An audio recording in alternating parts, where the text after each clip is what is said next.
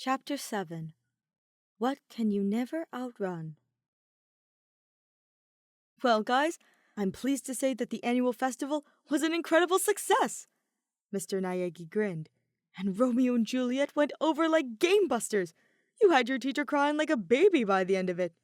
Nevertheless, you may have noticed more vacant desks in our classroom today. Yes, we've had more unexpected transfers. You can't let that get you down, though. Believe me, I miss them as much as anyone. But the 7 of you gotta do your best to stay strong. Poor naive teacher. Kaede shook her head once class ended. Always cheerful, and flappably so. I can't stand people that happy, Mew gagged. It makes me feel sick. Well, who else could work here? Tsumugi leaned against the wall. I bet they hired him because he's so super positive, you know? Kokichi laid across Kaito's desk, staring up at him with his usual nonchalance. Like the taller boy hadn't spent the past couple nights, knelt next to him in the bedroom while he vomited his guts out. He never admitted it, but the smaller boy was incredibly shaken by what happened with Tenko and Himiko. It'll be all right, Kaito. Kokichi reached up and booped his nose. We'll just have to stay strong, like Mr. Naegi said. Your blind optimism is pathetic, Mew sneered. I can't stand it. Makes me want to bash your face in with a hammer. Kaito shot her a withering glare. Ooh, I'm so scared. All right, calm down, everybody. Kirumi walked into the center of everyone's field of vision. Let's not fight over nothing. We're just tense, that's all. I think now's the perfect time to take a little breather. A breather? Kaito asked. That's right. I stumbled upon something wonderful. So after class, why don't we all go down and take a look? This something wonderful she spoke of was Hope's Peak Academy's very own water park. That's Hope's Peak Academy for you, Mew shrugged. Even got a water park. Duh! Tsumugi laughed. We've even got an Olympic-sized pool for classes. I had time reserved exclusively for Class Black, Kirumi explained. After the festival, I think we've earned a little R&R, don't you? And of course, we have swimsuits too. Thank you so much. It's incredible. Kokichi gazed at everything like he had the first time they'd entered their dorm room, with the same awe and reverence as a little kid. He suddenly grabbed Kaito's arm and began dragging him towards the men's dressing room. Come on, Kaito. Let's go hurry and change. Shuichi, for some reason, chose a regular school bathing suit and put a little name sticker on the left leg.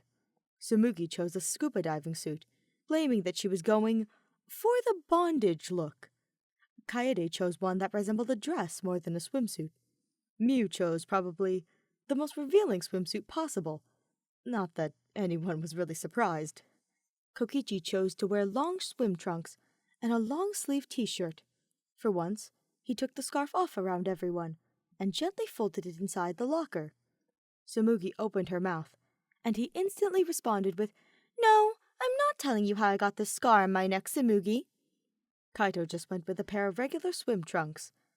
As they gathered in a fairly open area, the taller boy noticed a black envelope laying on a table. When Kaito picked it up, he found that it read, The game begins. The game? Kokichi asked. Not a moment later, Kirumi jumped up behind him and secured some kind of device around his thin neck. Hey, what are you doing? Kaito demanded. Try to stay calm. The light-haired assassin put a hand out. It'll explode if you attempt to remove it by force. It's a bomb? Correct. A very small one, yes. But that's all I need. If it detonates while it's strapped around his neck, then he will be killed instantly. I can't rely solely on my physical strength, so I intend to win with this little game of mine. The bomb is set to go off at precisely midnight tonight. If you fail to defuse it before then, well, then I win. I'm gonna kill you! Kaito lurched forward, but stopped with her next words. I suppose you could, but killing me won't save him. She clasped her hands together. You see, Momota, there is only one way to disable the device. You must enter the 4-digit passcode. Simple as that. I'll even give you 3 tries out of the kindness of my heart. But if you get it wrong all 3 times, oh my, bye-bye. You better tell me that password! He clenched his hands into tight fists at his sides. But figuring it out yourself is the game. Kirumi held up a deck of cards. Look, there are 4 cards, each representing a digit of a passcode hidden here at the park. Find all 4, and you've got the passcode. To make it fun, included in the advance notice are clues to their whereabouts. 1 card is in the forest, in the best place to hide it. 1 card is in the water, in exchange for something you care about. 1 card is in the dark. Their voices will guide you. 1 card is in the light, before it becomes too dark to see. I just love a good riddle. Don't you? Kirumi gestured towards the park. Well, what do you say we all go and enjoy this game together? 1 card is in the forest. Kaito frowned at the piece of paper in front of him. He looked up at a clump of fake trees straight ahead. Is it over there? Kokichi pointed. It's the only forest I can see. 1 card is in the water. The smaller boy knelt down next to the edge of the pool. I'm guessing it means that it's somewhere in the pool? Go ahead and jump in if you like, Kirumi called from behind them, relaxing on a chair. I wouldn't think of keeping you from taking a dip. That collar of yours is waterproof, so don't worry. It'll still detonate if you're underwater. They began diving underwater, searching for the card. As soon as Kaito's head came up above the water, he could hear the others talking. Well, of course blindfolded. Kaede was brandishing a powerful-looking gun, pointing it towards a large melon in Tsumugi's hand. I think you'll find it won't be necessary for you to guide me to the melon. Huh, so they were going to play the split the melon game. You can trust me on this. My bullets will naturally find their target. Oh, come on! That's not split the melon! That's blast the melon to smithereens! Tsumugi cried. That's it. Kaito jumped out of the pool, startling the smaller boy next to him. What is it? Kokichi lifted himself out of the water. 1 is hidden in the dark. He fixed his gaze on the watermelon the blue-haired assassin was holding over her head. And only voices will guide you there. I think I know where that card is. He dashed over to Tsumugi, ignoring the shocked look on her face when he took out his knife. A few quick slices, and pieces of melon fell away to reveal the first card, the 7 of diamonds. Hey, bravo! You found it! Kirumi clapped. That was amazing! Kokichi gasped. How did you know? Were this task mine alone, I would have already identified all 4 cards, and with much less drama. Kaede giggled. Are you saying you know where the other cards are too? Tsumugi asked. But of course, the solution is honestly all too simple. Kaede smiled at Shuichi, sitting across from her. The cards, the remainder. The quiet boy tugged on the edges of his hat, which he wore even here. Oh, Shuichi, you figured it out as well? How brilliant you are! His face instantly went red. The remainder? Of course! Kaito snatched the card deck off the table and began laying them out on the ground. Assuming all 4 cards were drawn from this same deck, we don't have to find any of your hiding places. We just have to see which cards are missing from the deck to know the 4 digits. Oh, I get it! For some reason, Tsumugi still had the remnants of the melon still balancing on her head. That's so cool! After all the cards were laid out, it looked like they had their answer. 4 7s missing, Kokichi mumbled. The passcode is just 4 7s? You can't be serious. That's so easy. That combination might be the worst possible passcode in history. Kaito stole a backwards look at Kirumi. She didn't seem worried about this at all. Okay, so now what will you do? She leaned back and closed her eyes. It's time now. He turned to Kokichi. The smaller boy nodded and knelt down on the ground. Here goes. Taking a deep breath, he tapped the 7 button 4 times. Then, enter. There was a beep. An error message flashed on the screen. It was wrong. Oh no, What could have happened? Kirumi laughed. Oh, right. I remember I set up that deck to throw you off track, and that made you waste an attempt to boot. You've only got 2 left now. You'd better be careful. Damn! Hours of searching later, and still nothing. The sun is setting, Kaito remarked. Which means it's time for me to come out and play. Shuichi, or Shin, now threw off the hat and stood sharply. Show up if you want, but there's really nothing for you to do. Mew pointed at the not-so-quiet boy's trunks. Not to mention, that swimsuit doesn't really match your personality. Shut your trap already! Shuichi's always wanted to swim in a pair of school trunks. Shin shot back. Let's go! He ripped off the name tag, so it revealed another one underneath that read Shin. With a wild yell, he ran and cannonballed straight into the pool. So, he had that prepared the entire time? Mew blinked a few times, like she was unsure of what she had just seen. Now that's forward thinking, Tsumugi chirped. Okay, everyone. We still have quite some time before we reach the midnight deadline, Kirumi announced. You should enjoy yourselves while you can. Check out our awesome mood lighting! As the blue-haired assassin shouted this, the stadium-like lights began to flash on. 1 card is in the light, before it becomes too dark to see. Kaito squinted at the remaining lights left on. You think it's up there with the lights? Kokichi began looking around. He gasped and pointed at one up in the center of the park. Kaito, look! There! Sure enough, just before the light turned on, he saw a card. He ran as close as he thought he needed to be, before expertly throwing his knife at the spot. There was the sound of glass shattering. The card came fluttering down like a leaf on the wind. A joker? I almost forgot to mention. In our case, the joker stands for the number 0, Kirumi explained. A 7 and a 0. 1 card is in the forest, in the best place to hide it. Kokichi reread the remaining clues. 1 card is in the water, in exchange for something you care about. All right, then. There's the forest. Kaito jerked his thumb towards the trees. Then the pool. And there's the water. So, what's the best place? Well, if you want to hide a leaf, you put it in a leaf pile, right? But what we're looking for isn't a leaf. It's a card. Wait. Hold on. He ran back to the deck of cards, much to the confusion and dismay of everyone around him. What are you doing? Kirumi asked. You looked through those cards earlier, remember? I told you before they were a red herring. Not quite. There was 1 card that was just slightly a different color than the rest. That had to be it. The Ace of Spades. Suddenly, there was a loud popping sound, almost like an...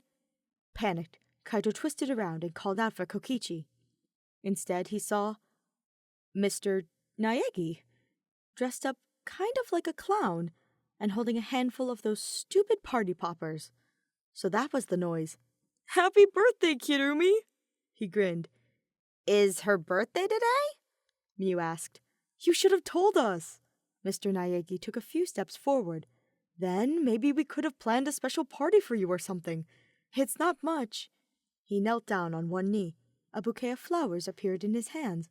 But it's the best I could come up with, so I hope you like flowers. Sorry, sir, but technically only students are allowed in here. Kaede crossed her arms and tilted her head. He looked surprised at this, like he didn't know. Oh, was the birthday magic just an excuse to come and sneak a peek, Teach? Mew teased. Clever Mr. Naegi, Tsumugi laughed. That is ridiculous! Kokichi overheard Kirumi talking to Tsumugi about the reward for his death. She was suffering from something called Highlander syndrome, trapping her in a teenager's body. She told them about a former lover of hers, whose birthday was the day after hers, and how he'd grown up while she stayed behind. Something about that story, it felt important. Kirumi. They were seriously running out of time. In the water. In the water.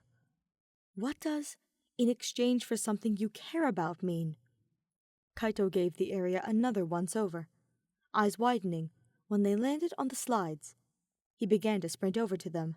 How could I have missed that? There's water flowing top to bottom through those slides. He ran up the stairs faster than any other time in his life. He came up to the one slide that was on. Without hesitation, he threw his body down it. Abruptly, some sort of capsule closed around him. The top that he'd slid through shut and locked. He was briefly aware of exiting the slide before the cage sunk down to the bottom of the pool. Damn it! Kaito tried forcing the door open with his knife. He noticed something laying on the floor next to the cage. What's this? A keycard? He flipped it over. Inside was the final card. Wait, in exchange for something you care about? If I use this, I'll be saved. But in exchange, it was lost. I'll have to sacrifice myself in order to save him. His lungs began to burn, screaming for air. He saw someone dive into the water, swimming towards him. Kokichi. He had to give him the card. Everything kind of went black for a moment. The next thing he knew, air was being pushed into his lungs, and there was something pressed against his mouth. No, not something. Someone. He opened his eyes as the smaller boy pulled away. From the look on his face, he knew what he was going to do the moment he pulled the key from his grasp. He shook his head. No, don't do it, Kokichi. The smaller boy mouthed something underwater. He didn't know exactly what. Then, he took the key card and inserted it into the lock. The two boys broke the surface of the water, each coughing from lack of air. Mate! Kokichi gasped. Are you all right? I'm fine. He rubbed his throat. But now we've lost the fourth card. And we're out of time. They knew 3 of the 4 numbers. 7, 0, and 1. They had no choice but to guess the last number. Kaito pointed out that even if they did have all 4, they would still have to guess the order. Mew stupidly entered her own code, which was wrong, wasting another attempt. Kaito struggled to think fast. What was the last digit? What was it? Wait, could it be? It's her birthday. Today is July 14th. The password has to be 0714. She used her birthday? Tsumugi shook her head. That's like at the top of the list of things not to use for a password. Have you got any better ideas? He snapped. We're going to have to gamble on it. He knelt down and once more put in the digits. He got the first 3, when Kokichi suddenly cried out, Wait! He stopped. You see, I once cared for someone, and my birthday was the day before his. Don't you remember? The gentleman from the story Kirumi told. The smaller boy trembled slightly. She mentioned that his birthday was the day after hers. The way she talked about him, I don't think the number is her birthday. That actually made sense.